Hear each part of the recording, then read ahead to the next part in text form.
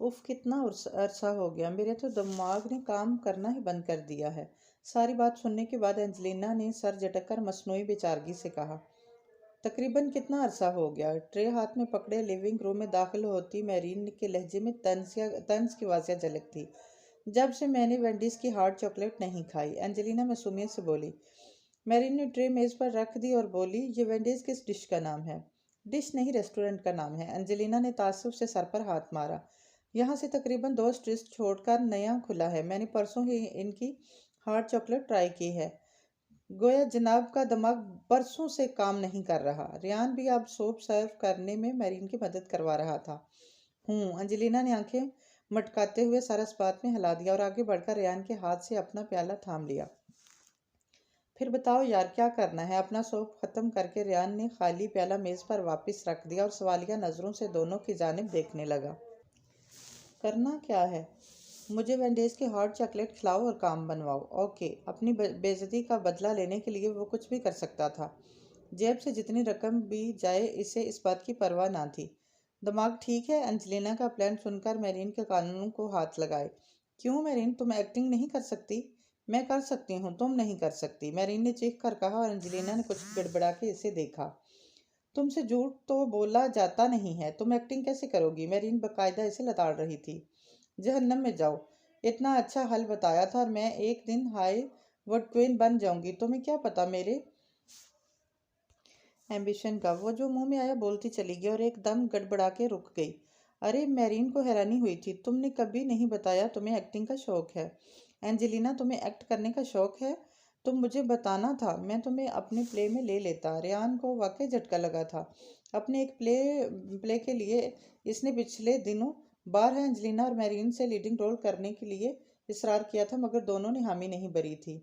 वो थोड़ा बहुत है, मगर मैं थोड़ी मोटी हूँ, इसलिए। कुछ छेम कर इसने फिक्रा दूरा छोड़ दिया। तो क्या हुआ? रियान ने सहूलत से कहा। कैट विंसलेट भी तो मोटी है, मगर चल गई ना। तुम थोड़ा सा वजन कम कर लो तो फिट रहोगी, और इसके लिए ज़रूरी है कि हॉट चॉकलेट से मुकम्मल परहेज करो। एंजेलिना ने मुंह बसोर कर इसे देखा और फिर मुस्कुरा दी। वो प्लान के मुताबिक घर के गेट के बाहर लापरवाही से चहलकदमी कर रही थी जब इसे सड़क पर दूसरी जानब से ब्लू सोक आती दिखाई दी। वो इसे मुकम्मल नज़रअंदाज किए यूं ही चलती रही। हमेशा की तरह इसने अपने बेहद सीधे बाल हाफ रखे थे। ब्लैक ट्राउज़र और स्वेट ट्राउज़र में बहुत क्यूट लग रही थी। अलबत्ता शौक में बैठा एस्टियो फिशर इसे नोट न करता अगर एक झटके से इसकी गाड़ी के टायर्स चिरचिरा कर रुक न जाते। इसने जोर से स्टीयरिंग पर हाथ मारा और बड़बड़ाता हुआ दरवाज़ा खोलकर बाहर निकला। सड़क पर बिखरे कीलों से अगले 2 टायर्स मुतासर हुए थे। इसे समझ में न आया कि इतनी शफाफ सड़क पर कीलों की मौजूदगी का क्या जवाब बनता है। इसका घर चंद गज के फासले पर मौजूद था, इसलिए इस हादसे पर इसका पारा न चढ़ा। ये किसने गिराई हैं? अपने इर्द गिर्द मैरीन के सिवा किसी और जी होश को न पाकर वो इसकी तरफ देखते हुए पूछने लगा। मैरीन ने एक निगाह गलत इस पर डाली और बदस्तूर वाक करती रही। एक्सक्यूज मी मिस, मैं आपसे पूछ रहा हूँ। वो समझा शायद इसने सुना नहीं, तब ही कुछ करीब आकर शाइस्तगी से पूछा। इसने एक दफ़ा फिर कहरो गजब की मिली-जुली निगाहों से ऑस्ट्रेलियन कप्तान को देखा और नहुसत से सर झटक कर टहलने लगी। स्टीफर्ड को समझ में ना आया कि क्या हो रहा है। वो गूंगी है या बहरी? वो ये समझने से कासिर था। मिस, आप मेरी कार को चंद लम्हों के लिए देख सकती हैं, जब तक मैं घर जाकर किसी को मदद के लिए कॉल कर लूँ। अच्छा, ज़्यादा पोज मत करें। मुझे पता है कि ना आपकी गाड़ी ख़राब हुई है और ना ही आपको मदद की ज़रूरत है। इसने पहली दफ़ा ज़बान खोली। लगता है झूठ बोलने की आदत है आपको। इसका ये शक कि वो गूंगी बहरी है वो तो दूर ही हो गया, मगर इसकी बात सुनकर वो हक्का बक्का इसे देखता ही रह गया। मेरी गाड़ी आपके सामने खराब हुई है, वो शायद सफाई देने की कोशिश कर रहा था कि मैरीन ने इसकी बात काट दी। मेरे सामने? कब? मैंने तो नहीं देखा। वो साफ मुकर गई। लेकिन आपने क्यों कहा कि मुझे झूठ बोलने की आदत है? मेरी जुबान है, मेरी मर्जी, जो कुछ कहूँ। मेरा ना पेट्रोल लगता है ना बिल आता है आपको। मुझे कुछ कहने से रोक तो नहीं सकते, वो तड़े से बोली। मगर आप मेरी इंसल्ट कर रही हैं। वो जल्दी गुस्से में नहीं आता था, इसलिए नरमी से बात कर रहा था। पहले बड़ी इज्जत है, जो बेइज्जती हो जाएगी वो सोच कर रह गई। आप मुझसे बात ना करें। आप एक झूठे और वादे से फिरने वाले शख्स हैं। अगर आप वादा एफा नहीं कर सकते तो क्या किया भी मत कीजिए। कहकर इसे याद आया कि यह तो अंजलिना का डायलॉग था, जो गालिबन इस वक्त किचन में पाइनएप्पल जूस पीने में मगन थी। खैर, अब तो वो बोल चुकी थी। ओह गॉड, आप फैंस भी ना बस हद करते हैं। आप मुझ पर इसलिए खफा हैं कि जब आपने विंट्रेशर्स 5-0 से जीतने का कहा था तो 3-1 से क्यों जीते? वो अपने तौर पर क्या सराहियां कर रहा था? जी नहीं। इसने इतना ही कहा था कि गेट खोलकर एंजेलिना बाहर निकल आई। मेरिन, तुम क्यों यहाँ खड़ी झूठे लोगों से बातें कर रही हो? वो तेज लहजे में बोली। गुड लॉर्ड, वो बुड़बुड़ाया। मैंने क्या किया है? वो कदरे झिल्लाकर बोला। मैंने कौन सा झूठ बोला है? आप गालिबन वाइस कप्तान थे जब हमारी बाल से आपके घर का गमला तोड़ दिया था और आप गेंद लेकर यहाँ आए थे। बड़ी बड़ी बातें की थी आपने मेरे कज़न से। मेरीन तल्ख लहजे में सारी बात धीरे धीरे इसके गोशोगुजार कर रही थी और वो मुस्कुराहट दबाए इस जज्बात से टीनेज लड़की की बातें सुन रहा था। मुझे सिर्फ इतना बताइए मिस। इसने सवालिया निगाहों से मेरीन का चेहरा देखा। मैरी एनी फेटोना कैल्थ्रोप, इसने फ़ख्र से अपना नाम बताया। मुझे सिर्फ इतना बताइए मिस कैल्थ्रोप कि आपने कज़न की हेल्प करने के लिए ये बजरी मेरे रास्ते में आपने गिराई है। इसके इस इस्तिफसार पर मैरीन ने कदरे गड़बड़ाकर एंजेलिना को देखा। जी, इसने सर झुका लिया। एस्टियो ने एंजेलिना पर एक तायराना निगाह डाली जिसका रंग उड़ गया था। अब मैं चाहूँ तो आप दोनों को पुलिस के हवाले कर दूँ। कर दूँ क्या? दोनों ने फौरन पेशमानी से नफ़ी में सर हिलाया। अच्छा, आप प्रॉमिस करो कि आइंदा किसी को शिकायत का मौका नहीं दोगी। वो समझाने वाले अंदाज में कह रहा था। प्रॉमिस, दोनों ने हम आवाज़ होकर कहा। आइंदा हम पकड़े जाने की गलती कभी नहीं करेंगे।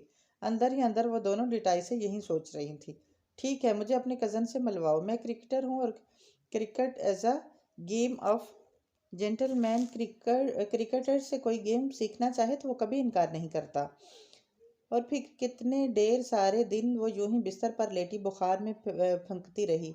बिस्तर पर पड़े रहने के बावजूद चंद रोज तो दिन रात इसे बस वही आवाज़ें सुनाई देती कभी जो किसी फिरकी की तरह इसके जहन और दिमाग में घूम रही थी। आप इतना ऊंचा बोलेंगी तो मैं बहरा हो जाऊंगा जी। अच्छा, मैं रानिया बीबी का बेटा बोल रहा हूँ, न्यू कासल से। नहीं, मैं रेयान साहब हूँ। प्लीज़, मैं बोर हो रहा हूँ, कुछ देर बात कर लो। अच्छा, नहीं इंग्लिश आती तो इंग्लिश में बात करते हैं। मुझसे उर्दू नहीं बोली जाती। मेरी तस्वीर देखी है? कैसी लगी? मुझे तो तुमने देखा ही हुआ है, मगर मैंने तुम्हें नहीं देखा, इसलिए बताओ कि तुम कैसी हो। मुझे आर्टिस्ट बनना है। मुझे पेंटिंग करना बहुत पसंद है, इंसान को पेंट करना। अलमास, ये मैं तुम्हारे लिए लाया हूँ। ये स्पेनिश है, मुझे इसका मतलब नहीं पता। ये मैं तुम्हारे लिए लाया हूँ। बिस्किट को कहते हैं। तुम्हें किस चीज़ का पता है? वो तुम्हें याद है? मैंने तुम्हें बैंड दिया था, इसे फेंक दो। जब मेरा तुमसे ताल्लुक ही नहीं रहना, फिर क्यों तुम मेरे नाम की अंगूठी पहने रखो? क्योंकि मैं तंग आ चुका हूँ। तुम हो क्या? हाँ बताओ मुझे, एक आम सी लड़की। जब किसी लिखारी का मुसव्वदा रद्द किया जाता है, किसी शायर का कलाम नाकाबिले इशाद करार दिया जाता है, किसी मुसव्वर की तस्वीर रिजेक्ट की जाती है, तब भी, हाँ तब भी इतना दुख महसूस नहीं होता जितना अपनी ज़ात, अपने वजूद की रिजेक्शन पर होता है। क्योंकि पहली सूरत में इंसान की तख्लीक को रद्द कर दिया जाता है, दूसरी सूरत में इंसान को धत्कारा जाता है। इसके साथ भी कुछ ऐसा ही हुआ था। इसको आईना दिखाया गया था और बहुत बुरी तरह दिखाया गया था। चंद हफ्ते पहले जो रंग इसकी आंखों में और रोशनियां इसके चेहरे पर बिखरी थी वो एकदम ही खत्म हो गए थे। वह बेबसी बेचारगी की तस्वीर बनकर रह गई थी, यूं कि इस पर किसी बेसाकत वजूद का गुमान होता था। कुछ भी तो नहीं बचा था, बस एक सन्नाटा अंदर बाहर हर तरफ फैला था। सहराओं की सी वीरानी और बेयाबानों की सी वहशत इन स्याह आंखों में उतरी तो ठहर सी गई। वो तमाम ख्वाब इसके अंदर वाली अलमास जो अभी ठीक से बचपन की हदूद से निकली भी ना थी, इसके दिल के कब्रिस्तान में इसके वजूद के साथ ही दफन हो गए थे। अगर कुछ बचा था तो वह इंतकाम का एक जज्बा था, एक सर्द आग थी जो इसके वजूद को झुलसा रही थी। पहले कभी क्रिकेट खेली है? एसटीओ ने इसे सुबह 6 बजे अपने घर के करीब वाक़या एक प्ले ग्राउंड में आने को कहा था और वादे के मुताबिक वो मुकर्रर वक्त पर अपनी नींद की कुर्बानी देकर बुरे बुरे मुंह बनाता हुआ वहां पहुंच गया था और अब वह मुश्किल जमाइयां रोकते हुए अपने सामने खड़े क्रिकेटर को देख रहा था। नहीं, इसने लंब पेंच कर जमाई रोकी। इट्स ओके, अब तुम बताओ, तुम किस बॉल से स्टार्ट लेना चाहते हो, क्रिकेट बॉल से या टेनिस बॉल से? इसने रेयान के आगे एक सुर्ख और एक सब्ज गेंद रखी। फुटबॉल से बेहतर नहीं रहेगा? इसके लबों से फिसला। ओह कम ऑन। एस्टियो की हंसी छूट गई। दोनों गेंदों को पकड़कर देखो कौन सी इजी लगती है। इसने नींद से बंद होती आंखों से दोनों गेंदों को देखा और सब्ज वाली टेनिस बॉल उठा ली। इस हल्की और नरम गेंद को इसने एक हाथ से दूसरे हाथ में चेक करने वाले अंदाज में मुंतकिल किया और इसे एस्ट्रियो के हाथ में वापस थमाते हुए सुर्ख गेंद को उठाया। वो पत्थर की तरह सख्त होने के साथ साथ काफ़ी भारी भी थी। Cricket ball. इसके जवाब पर एस्ट्रियो को हैरत हुई थी। चाहे जहीर खान हो या ब्रेटली, तकरीबन हर बॉलर अपने खेल का आगाज़ टेनिस बॉल से ही करता है, लेकिन ये तमाम अमूमन बचपन से ही से खेलना शुरू कर चुके होते हैं और 17-18 वर्ष की उम्र तक पहुंचते पहुंचते क्रिकेट बॉल की तरफ आ चुके होते हैं। चलो ठीक है, इसने सुर्ख बॉल को रियान के सामने करते हुए मखसूस स्टाइल से पकड़ा। यूं कि शहादत की उंगली और दरमियानी उंगली ने एक तरफ से गेंद को ढांपा, जबकि बाकी दोनों उंगलियां दाएं जानब, अंगूठा बाएं जानब से लग गया। अब ऐसे गेंद को पकड़ कर दिखाओ। एस्ट्रियो ने गेंद रियान को थमा दी। रियान ने फौरन वैसे ही गेंद को पकड़ा, मगर इसने छोटी उंगली गलत तरीके से रखी हुई थी। अगले 10 मिनट की मश्क से एस्ट्रियो ने इसे गेंद पकड़ना सिखाया। अब मैं तुम्हें बताता हूँ कि तुमने बॉलिंग किस तरह करनी है। जो बुनियादी बात में तुम्हें सिखाने की ज़रूरत है वो हाथ का खम दुरुस्त तरीके से लाना है। हाथ के घुमाने के अमल के दौरान जब हाथ कंधे के करीब पहुंच जाता है तो हाथ का खम तकरीबन 165 डिग्री तक चला जाता है और बहुत कम बॉलर इसको 180 डिग्री तक लाने में कामयाब हो पाते हैं, जिसकी खालिस वजह कंधे और हाथ का जोड़ है, जो इसको ज़्यादा खम लाने की इजाज़त नहीं देता। बॉलिंग के अमल के दौरान अगर बॉलिंग वाला हाथ कंधे की सीध में आ जाए और कहनी से लेकर गेंद के छूटने तक इसमें खम मुकम्मल तौर पर ना हो बल्कि ज़रूरी तौर पर माइल बखम हो, इस तरीके से अगर गेंद कराई जाए तो वो दुरुस्त करार दी जाएगी। वो बात समझ रही हो ना? इसने बात रोक कर पूछा तो रियान ने जट सर इस बात में हिला दिया। अल्लाह की कसम एक लफ्ज़ में समझ में नहीं आया। रियान ने सोचा, ये थोड़ा बहुत पागल तो ज़रूर है। तुम्हें मालूम है कि थ्रो क्या होती है? एस्टियो इस वक्त एक मुकम्मल कोच लग रहा था। मेरा सर होती है। इसने नफ़ी में गर्दन हिलाई। क्रिकेट की अमूमी इस्लाह में इस कोचिंग से तमीर किया जाता है। गेंद को फेंकने के अमल में जब कहनी का किरदार ज़रूरत से ज़्यादा नुमायाँ और अयां हो तो इसको चेकिंग कहा जाता है। ये हाथ की सीध में कहनी के दुरुस्त इस्तेमाल से बसा औक़ात बॉलर को अज़ाफ़ी रफ्तार मुहैया होती है। अगर गेंद को हाथ की सीध से कराने का अमल किया जाए, हालांकि अक्सर बॉलर का हाथ बॉलिंग के दौरान के जिस्म की हरारत और गेंद के हाथ से निकलते वक्त सीधा रहता है। इस तनाज़र में आईसीसी ने बॉलिंग के अमल के दौरान 15 डिग्री तक के खम को करार दिया है, इससे ज़्यादा नहीं। एक तो इतने मुश्किल अल्फाज, फिर एस्ट्रियो का ऑस्ट्रेलियन लबो लहजा भी ऐसा कि मुंह में रोड़े रख कर बोल रहा हो। रियान की समझ में क्या खाक आना था? यार ये आदमी पूरा पागल है। चलो अब तुम इस स्पॉट पर बॉलिंग कराओ जैसे मैंने बताया है। रियान ने गेंद इसके हाथ से ले ली और फौरन ही फेंकने लगा था कि वह बॉल उठा था। ऐसे नहीं, पहले अपना रनअप तो मुकम्मल करो। रनअप क्या होता है? वो चंबे से पूछने लगा। जिस जगह से गेंद फेंकनी होती है इससे चंद कदम दूर से भाग कर आने को रनअप करना कहते हैं। मतलब इस चंद कदम के फासले को रनअप कहा जाता है। स्पिनर्स का रनअप बहुत थोड़ा होता है, सिमर्स और मीडियम पेसर्स का ज़्यादा होता है और फास्ट बॉलर का सबसे ज़्यादा होता है। रियान ने इसकी हिदायत के मुताबिक रनअप मुकम्मल किया और गेंद इस स्पॉट पर फेंकी जहां एस्ट्रियो ने सफ़ेद दायरा खींचा हुआ था। गेंद इससे 1.5 फुट आगे गिरी। इसने कदरे खजालत से अपने कोच को देखा और गेंद उठाकर दूसरी बार कोशिश की। इस दफ़ा गेंद 6 फीट पीछे गिरी।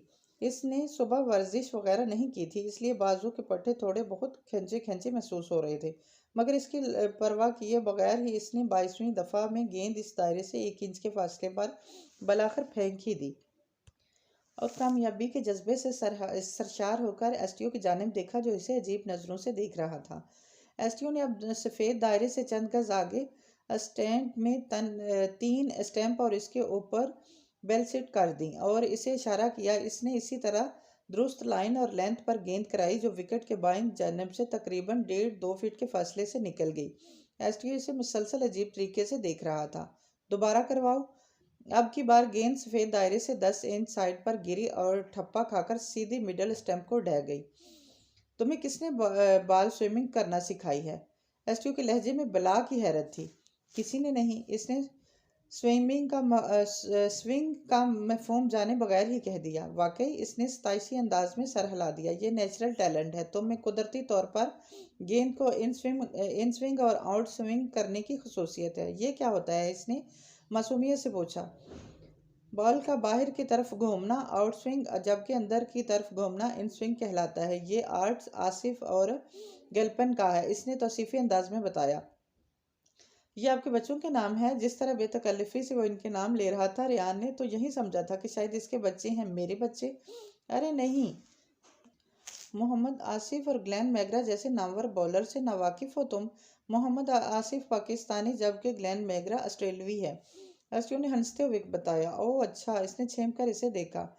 क्योंकि एसटीओ को प्रैक्टिस सेशन में हिस्सा लेने के लिए स्टेडियम में लगे कैंप में शिरकत करना थी, इसीलिए पहले रोज़ के सेशन का एहतमाम हो गया था। अगली सुबह तकरीबन आधा घंटा बॉलिंग पर प्रैक्टिस के बाद एसटीओ ने इससे बैटिंग करनी सिखाई थी। मैं देखना चाहता हूँ तुम किस चीज़ में ज़्यादा अच्छे हो, वो वजाहत करते हुए समझाने लगा। बैट को तुम जिस तरह से पकड़ोगे ये तुम्हारी मर्जी है, आड़ा तिरछा सीधा उल्टा जैसे भी पकड़ो, मगर बैट पकड़कर झुकते हुए अपना वजन दोनों पाँव में डालो, यूं कि जैसे पीछे आगे होने में आसानी रहे। सिर्फ एक पाँव पर दबाव डालोगे तो दूसरी सम तुम्हारा जिस्म आसानी से नहीं हो कर सकेगा। अगर ऑस्ट्रेलियन पेजेस पर खेल रहे हो तो हमेशा बैकफुट पर खेलो। एशियाई पेजेस पर फ्रंट फुट पर कामयाब रहोगे। गेंद जब बॉलर्स के हाथ से निकले तो इसी वक्त इसे रेड करो। अगर गेंद ठप्पा खाने के बाद इसे समझोगे तो यह गलत होगा। बाहर जाने वाली गेंदों को मत खेलो। फुल डिलीवर्स पर ऊंची शॉट मत लगाना। रन लेते वक्त हमेशा सीधा भागो। तिरछा भागने पर तुम्हें ज़्यादा फासला तय करना पड़ेगा और रन आउट करने का खदशा बढ़ जाएगा। रन मुकम्मल करते वक्त बैट हमेशा ज़मीन पर रखो। ये और इसी तरह के दीगर लेक्चर्स तकरीबन तमाम छुट्टियों तक जारी रहे। इसके इंग्लैंड जाने से 2 रोज़ पहले एसटीओ को लेकर स्टेडियम चला गया। लैश ग्रीन आउटफील्ड पर खिलाड़ी नेट प्रैक्टिस कर रहे थे, बल्कि अभी सिर्फ वार्म अप हो रहे थे। रेयान भी इनके साथ रखी फुटबॉल और हैंडबॉल खेलकर वार्म अप हुआ। इनकी टीम का एक फास्ट बॉलर जब बॉलिंग प्रैक्टिस करने लगा तो एसटीओ ने रेयान को विकेट के आगे बैट थमाकर खड़ा कर दिया। ग्लव्स, पैड्स और हेलमेट इसने 3 रोज पहले ही खरीदी थी। पहले तो वो दिफाई हिकमत अमली का मुजाहरा करते हुए गेंदों को रोकता रहा, मगर जब इसने तेज बॉलिंग कराना शुरू की तो रेयान ने भी उन्हें खेलना शुरू कर दिया। इसको एकदम क्रिकेट में मज़ा आने लगा था। इसने रेयान को 15-20 मिनट तक बॉलिंग करवाई और रेयान एक दफ़ा भी आउट ना हुआ। फिर रेयान ने एसटीओ को बॉलिंग करवाना शुरू की तो चौथी गेंद में क्लीन बॉल्ड कर दिया।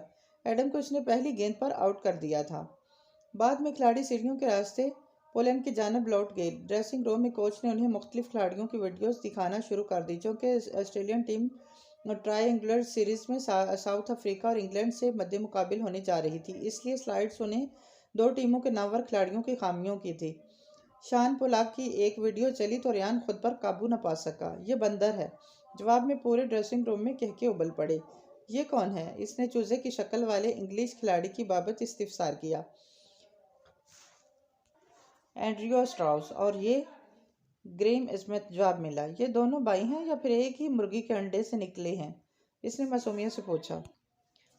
टाइनसाइड कप जीतने के लिए इसकी मेहनत रंग लाई और वो ट्रायल्स में सेलेक्ट होने के बाद एचएम ईगल्स में बतौर मीडियम पेसर शामिल कर लिया गया, मगर इस ओहदे के हसूल के लिए इसे फुटबॉल टीम की कप्तानी से इस्तीफ़ा देना पड़ा। यहाँ एक अक्लमंदी इसने ये की कि डेंटल कॉफ्टबॉल टीम छोड़ने से पहले फुटबॉल टीम में बतौर स्ट्राइकर मुंतखब कर लिया। डेनियल को हालांकि फुटबॉल के एफ बी अलिफ बे भी नहीं आती थी, मगर यानी सब चलता है, तुम सीख जाओगे कहकर इसे मुतमिन और राज़ी कर लिया। अप्रैल के दूसरे हफ्ते टूर्नामेंट का आगाज़ हुआ। रेयान की एचएम ईगल्स ने सेक्रेडाइज किया गोल्ड टीम को हराकर फाइनल के लिए क्वालिफाई कर लिया। फाइनल मैच में सेक्रेडाइज ब्रॉन्ज टीम एचएम ईगल्स के मद्दे मुकाबिल थी। बकौल रेयान के इस टीम में सारे ही गधे थे जो फाइनल में गालिबन नकल मारकर पहुंचे थे। वो मैच रेयान की टीम ने 189 रन से जीता था। टेंसाइड कप जीतने के बाद रेयान ने क्रिकेट को खैराबाद कह दिया। क्रिकेट तक इसकी दिलचस्पी मकसद अपनी बेइज्जती का बदला चुकाने की हद तक महदूद थी। जैसे ही मकसद पूरा हुआ इसने इस खेल से तौबा कर ली। पढ़ाई में वो पहले ही गुजारे लायक था, क्रिकेट की वजह से इसकी रही सही दिलचस्पी भी ख़त्म होगी। इसे मैच प्रैक्टिस से फुर्सत ना मिली कि पढ़ाई के लिए टाइम निकालता। यूँ रेयान ने मर कर GSE कर लिया। जिस रोज़ रिज़ल्ट आना था वो न्यूकासल से बर्मिंघम चला गया। बर्मिंघम में इसके डैडी की सेकंड कज़न रहती थी। वो वहीं चला गया, मगर मसला ये था कि आंटी कोसर की 3 बेटियां थीं और तीनों इस पर फिदा थी। इसे अब इन लड़कियों यानी कशमाले, जरमाले, प्लोशे, जिन्हें वो दिल ही दिल में 3 प्याले कहा करता था, इसे पीछा छुड़ाना मुश्किल लग रहा था। वो जिस नशिस्त पर बर्जमान था, इसके साथ वाली सीटों पर पाकिस्तानी ने 7 बरतानवी शहरी बैठे थे। पहले पहल तो सब कुछ ठीक था, मगर जैसे ही साजिद महमूद को गेंद थमाई गई, इन ब्रिटिश पाकिस्तानियों ने कोर्स में गाना शुरू कर दिया। Go to hell the reject, go to hell the treated. Rehan ने हैरत के साथ बैठी लड़की से पूछा, ये इसको रिजेक्टेड क्यों कह रही हैं? यह गद्दार है, अपने मुल्क के खिलाफ खेल रहा है, इंतहाई तनफर से कहा गया। लेकिन साजिद महमूद ब्रिटिश नेशनल है, वो यूके में पैदा हुआ है। दूसरी बात यह है कि वह पाकिस्तान के खिलाफ खेल ही रहा है, कोई जंग तो नहीं कर रहा। फिर इसको इस तरह कहना गलत है, कोई अच्छी बात तो नहीं है। वह लड़की इस बात पर चंद लम्हे रेहान की जानिब बगौर देखती रही, फिर बोली, इसके बाप का मुल्क क्या है? पाकिस्तान, रेहान ने झट से जवाब दिया। और माँ का? पाकिस्तान, इसने फौरन कहा। तो इसका मुल्क कौन सा है? यूके। वह एकदम गड़बड़ा गया। कैसे? वो मुस्कुराकर पूछने लगी। क्योंकि इसके पास नेशनैलिटी है। वो कुछ तजब्जुब से बोला। वो तो इसके पेरेंट्स के पास भी है। फिर इसके पेरेंट्स का मुल्क पाकिस्तान क्यों है? वह बबरू चुकाकर पूछ रही थी। क्योंकि साजिद महमूद बर्टन में पैदा हुआ है, जब इसका बाप शाहिद महमूद पाकिस्तान में पैदा हुआ था। रेहान को अपनी दलील कुछ हल्की लगी। तो क्या कौमियत सिर्फ पैदाइश से तब्दील हो जाती है?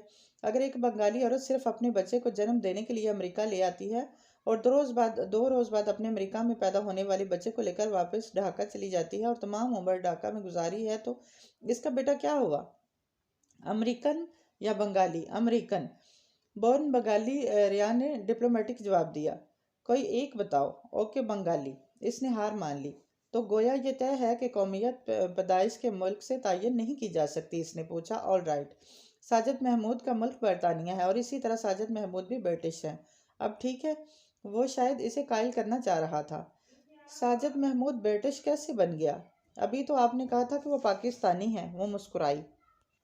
वो ब्रिटिश नेशनल है, स्कॉटलैंड यार्ड है, इसीलिए वो ब्रिटिश है। इसके जवाब में इसे खुद भी उलझाए दे रहे थे, क्योंकि वो यहाँ रहता है। ओके, तो कौमियत का तयन रहाइश से होता है? इसने सर हिलाते हुए कहा। एक साबका ईरानी मलका ईरानी में रहती है, तो क्या वो अमेरिकन होगी? जॉर्ज क्लोनी अगर इटली में छुट्टियां गुजारने लग जाए तो वो इतालवी बन गया, और एंजेलिना जोली ने लंदन में घर खरीद लिया और इसमें शिफ्ट हो गए तो वो ब्रिटिश बन जाएंगे। और वो रुकी और कदरे तवक्कुफ से बोली, क्या कौमियत का तयन रहाइश से होता है? नो, वो होले से बोला। फिर साजिद महमूद पाकिस्तानी हुआ? ठीक, बिल्कुल ठीक। साजिद महमूद ने अपने एक इंटरव्यू में पाकिस्तान को अपने माँ बाप का मुल्क कहा था। वो नहायत मुदब्बर अंदाज में कह रही थी। अब सवाल ये पैदा होता है कि जब कौमियत का तयन पैदा और पैदाइश और रहाइश से नहीं, माँ बाप के मुल्क से होता है, तो साजिद महमूद किस तरह ब्रिटिश है? ओके, वो पाकिस्तानी है। इसने तस्लीम कर लिया। इस इंटरव्यू को डिकोड करो।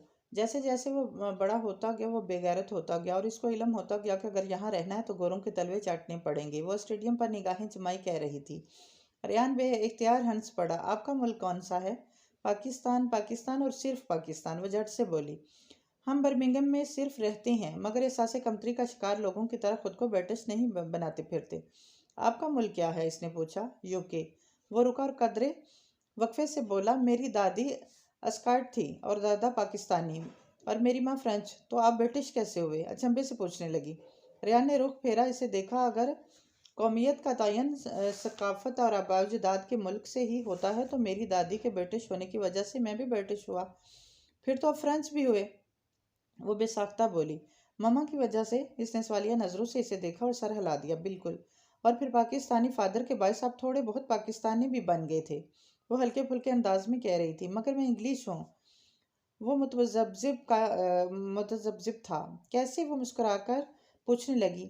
दादी स्कर्ट थी, मैं ब्रिटिश हूँ। That's all. वो कुछ उकता कर बोला। पहचान बाप और दादा से बनती है, दादी या माँ से। रेहान खामोशी से इसे देखने लग गया। अगर आपको कभी बैनुल अक़वामी लेवल पर क्रिकेट खेलने का मौका मिले तो इंग्लैंड की नुमाइंदगी करेंगे या पाकिस्तान की? वो वाकई बहुत तेज़ और चालाक थी। इंग्लैंड की, क्योंकि मैं यहाँ रहता हूँ, वह चिल्लाकर बोला। और साजिद महमूद की तरह गद्दारी का तोक गले में पहन लेंगे। अच्छा, चलो, मैं पाकिस्तानी हूँ। आप? ठीक। मेरा करेक्टर बनने का कोई ऐसा इरादा नहीं, इसलिए इस बहस को छोड़ो। वो लाजवाब होना नहीं चाहता था। नाम क्या है आपका? वो भी सब कुछ भूलकर पूछने लगी। रेहान हैदर। नाम तो पाकिस्तानी है। रेहान हैदर। इसने नाम दोहराया। रेहान नहीं, रेयान। इसने फौरन तस्दीक की। अच्छा, वो नुमान जाज के बेटे का नाम भी रेयान है। नुमान जाज पता है? वो दश्त वाला बालाज। तो फिर यह तय है कि रेयान कि आप पाकिस्तानी हो। जी, आयशा के पूछने पर इसने उर्दू में यूं इतराफ़ किया जैसे कोई इतराफ़ी जुर्म करता है। तुमने आगे क्या सोचा है? इसने एंजेलिना के मध्य मुकाबिल सोफे पर बैठते हुए पूछा। एंजेलिना कुछ देर पहले इसकी तरफ आई थी। मैंने लोरपोल के लिए अप्लाई किया हुआ है, अब देखो। फिर वो कदरे वक्फे से बोली। वैसे डैनी और मेरीन भी लोरपोल जा रहे हैं। वो गहरी सोच में था। तुमने क्या सोचा है रूनी? एंजेलिना के पूछने पर इसने निगाहें उठाकर इसे देखा। मैं भी फिर जाहिर है वहीं जाऊंगा जहां तुम लोग जाओगे। वैसे भी मैंने पेरिस में भी अप्लाई किया हुआ है। लेकिन असल मसला तो ये है कि मेरे डैड चाहते हैं कि मैं वापस आ जाऊं। वापस पाकिस्तान? इसने हैरत से कहते हुए कप वापस रख दिया। तुम्हारा अभी तक दिमाग ख़राब नहीं हुआ, इसलिए मुझे यकीन है कि तुम वापस नहीं जाओगे। इसमें दिमाग ख़राब होने वाली क्या बात कहाँ से आ गई? इसने कुछ बेजारी से पूछा। जाहिर है जिसका दिमाग ख़राब होगा वहीं एक पसमानदा, गैर तरक्की याफ्ता और गैर महज़ब मुल्क जाएगा।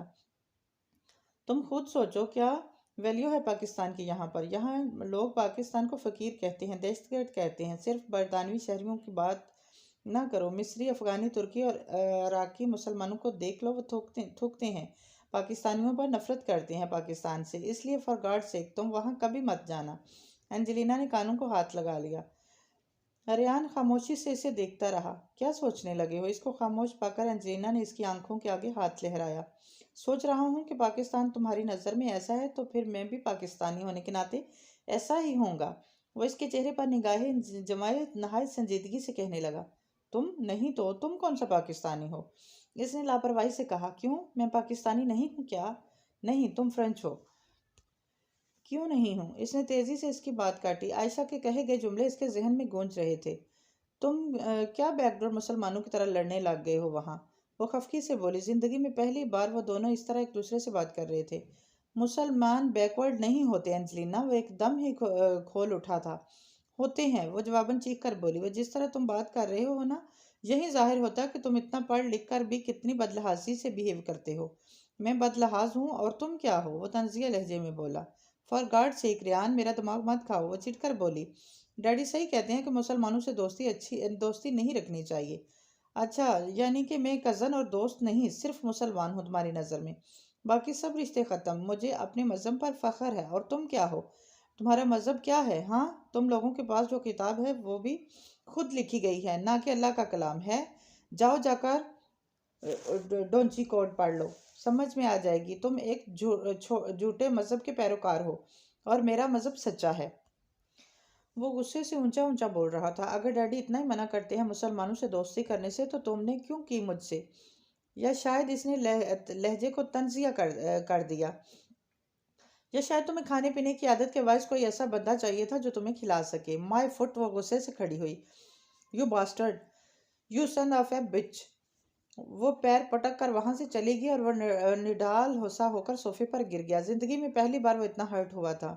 इसने फोन का रिसीवर उठाया और नंबर मिलाने लगा। सिलसिला मिलने के बाद वो कहने लगा, डैड मुझे आपसे ज़रूरी बात करना है। हाँ कहो। पैसे चाहिए, वो मसरूफ़ लहजे में बोले। कोई वजनी पत्थर था जो रेयान के सर पर गिरा था। वो फ़ोन को देख कर रह गया। एडमिशन इसे आसानी से मिल गया था और अपने लिए इसने पूरी दिलजमी से पढ़ाई करने की कोशिश भी की थी, मगर दिल इतना बेजार था कि किसी काम में ना लगता था। पेरिस इसका पसंदीदा शहर था। इसका पूरा बचपन यहाँ गुजरा था। इसे इन गलियों और सड़कों पर चलते हुए अपना गुजरा हुआ दौर बहुत याद आता था। इसने खुद को काफ़ी चीज़ों में उलझा रखा था। वो रोज़ रॉटन म्यूजियम में जाकर पिकासो हैं जो मैक्स और दीगर मशहूर आर्टिस्टों की पेंटिंग्स का कॉपीज़ तैयार करता था और बाद में इसके साइन भी नकल मारकर इन पर कर देता। यूँ वो मुकम्मल तौर पर फेक बन जाती और आर्ट की दुनिया में फेक तैयार करना भी एक बड़ा काम होता है। इसकी ज़िंदगी एक अजीब दोराहे पर आ खड़ी हुई थी। जिस आर्ट के लिए इसने पेरिस में एडमिशन लिया था, इस आर्ट को इसने एक साल बाद ही छोड़ दिया। जाने कि वो पढ़ाई से बेजार हो गया था और सारा सारा दिन बाहर घूमता रहता, पेंटिंग्स बनाता रहता, मगर ना तो इसने नुमाइश कराई और ना ही इसको बेचने की कोशिश की। वो जहनी खलशार से बचने के लिए पेरिस की ट्रस्ट एक्सरसाइज पर चला जाता और अपना पूरा दिन वहीं लगाकर वापस जब रात को घर लौटता तो एक दफ़ा फिर अस्टेलिजना का शिकार हो जाता। Jerry love French national anthem की खूबसूरत धुन गुनगुनाता हुआ वह अपने कमरे में दाखिल हुआ था। लिविंग रूम में एक ही दम ठटक कर रुक गया। एक पिंक स्ट्रिप वाली नाजुक जूती किसी ने सोफे पर रखी बल्कि फेंकी हुई थी। इसी तरह एक और जूता कारपेट पर उल्टी पड़ी हुई थी। पिछले 1 साल से और 2 माह तक तनहा रहने वाले कंवारे और नेक तबीयत और अच्छे खासे शरीफ लड़के के घर में जनाना सैंडल ये जो भी थी अलाक्ड अपार्टमेंट में कैसे दाखिल हुई? इसने हैरत से इन जूतों को देखते हुए सोचा और अपने कमरे की जानिब बढ़ गया। ओह, मर गया। अपने बेड पर इसको दराज देखकर रेयान के मुंह से बेसाख्ता निकला। इसका पूरा वजूद कंबल के अंदर पोशीदा था, अलबत्ता बुरे बाल दिखाई दे रहे थे। मोजिल, इसने बेसाख्ता पुकारा। इसने खंकार कर इसे मुतवज्जा करना चाहा मगर नतीजा बेसूद। चलाकर रेयान आगे बढ़ा और उसके कंधे को जोर से हिलाया। वो तब भी न उठी तो इसने कंबल हटाकर इसका चेहरा देखा। ओह! होंठों को सुकेड़ कर सीने में दबी सांस आज़ाद किया। उठो, वो तहमकाना लहजे में ख्वाब खरगोश के मजे लेती अनिया से बोला। ओह! अनिया ने नागवारी से इसकी जानिब खुली आंखों से देखा। कब आई? वो वहीं बेड पर बैठ गया। सुबह तुम नहीं थे? वो आंखें मलते हुए उठ बैठी। अकेली हो? वो समझ गया कि वह अपने मामू की तरफ आई होगी। तुम स्कूल से आ गए? अनिया इससे पूछा। हाँ, वो गड़बड़ाकर बोला कि दुनिया का सबसे मुश्किल काम अनिया से झूठ बोलना था। अच्छा, रेयान को लगा इसके अंदाज में तंज है। हाँ भाई, वहीं था। मगर जब मैं सुबह तुम्हारे इंस्टीट्यूट गई तो पता चला कि तुमने पिछले 2 माह से वहां आने की जहमत नहीं की। एक लम्हे को रुके और फिर कहने लगी, मुझसे झूठ बोलोगे रेयान? मैंने स्कूल छोड़ दिया है। इसने सर झुका लिया। गुड। अनिया के लहजे की विशाशत लौट आई थी। तुम कंसल्टेंट क्यों नहीं बन जाते? मुझे वो बात बता रहे हो जो मुझे पता है। मैं इस माहौल में मिसफिट हूँ। इसने गोया इतराफ़ कर लिया। वजह? थोड़ी तले हथेली जमाई वो पूछने लगी।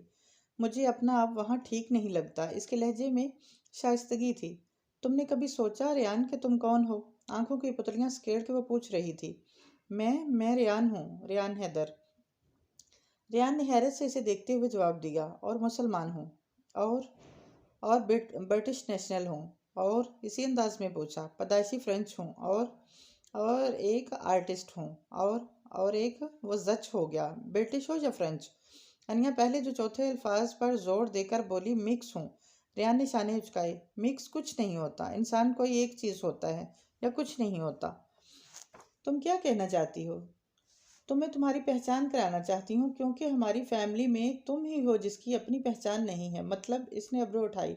मतलब ये रेयान कि तुम कन्फ्यूजन का शिकार हो। वो अपने मखसूस लहजे में बोली। किस चीज़ की कन्फ्यूजन? वो उलझ कर बोला। अपनी शनाख्त की। मुझे पता है मैं ब्रिटिश हूँ, लेकिन अगर तुम फ्रेंच नेशनलिटी के लिए अप्लाई करो तो फ्रांस में पैदा होने के नाते तुम फ्रेंच नेशनल भी बन सकते हो। वह सजाइया मुस्कुराई। हाँ, फिर अगर तुम्हारे पास दोनों नेशनलिटी हो तो क्या होगे?